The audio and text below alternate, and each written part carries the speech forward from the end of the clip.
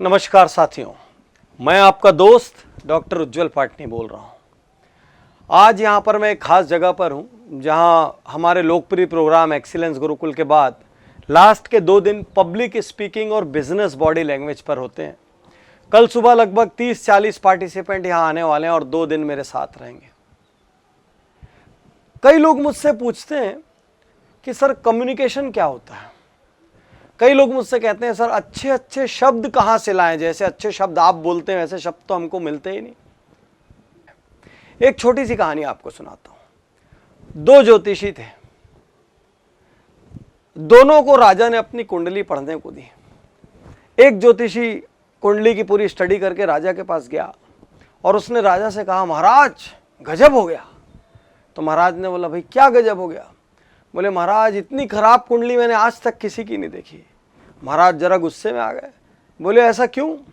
बोले, महाराज आप एक एक करके अपने हर प्रियजन की मौत देखेंगे।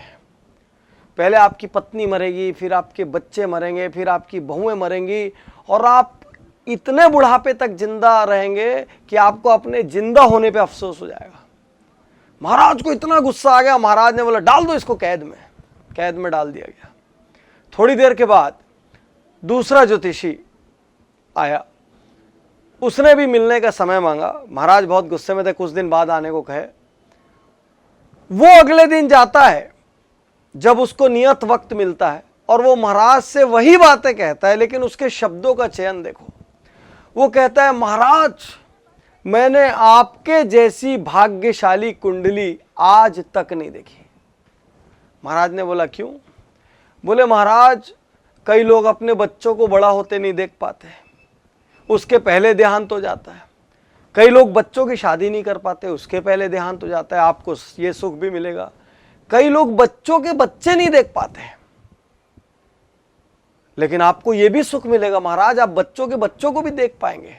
यहां तक कि महाराज सच्चाई कहूं तो उनके साथ भी आपको इतना वक्त मिलेगा कि आप हर किसी में अपनी संस्कार, अपने योग्यता और अपने स्किल डाल पाएंगे। और महाराज गदगद हो गए और ढेर सारा पुरस्कार दिया। कहने का अर्थ तो एक ही था।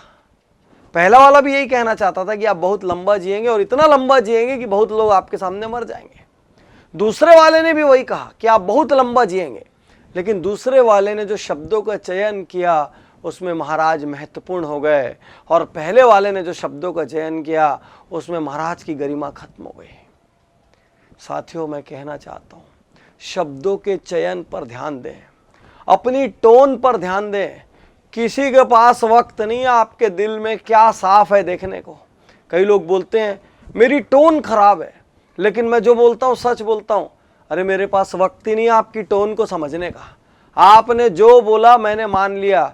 संवेदनशीलता ऐसी हो गई कि भाई भाई को कुछ कहता है वो घर छोड़ के चले जाता है, हस्बैंड वाइफ को या वाइफ हस्बैंड को कुछ कह दे तलाक हो जाता है, माँ बाप बेटा बहू को कुछ कह दे तो बेटा बहू घर छोड़ देते हैं, जबकि 20-20, 30-30 साल से साथ रह रहे होते हैं।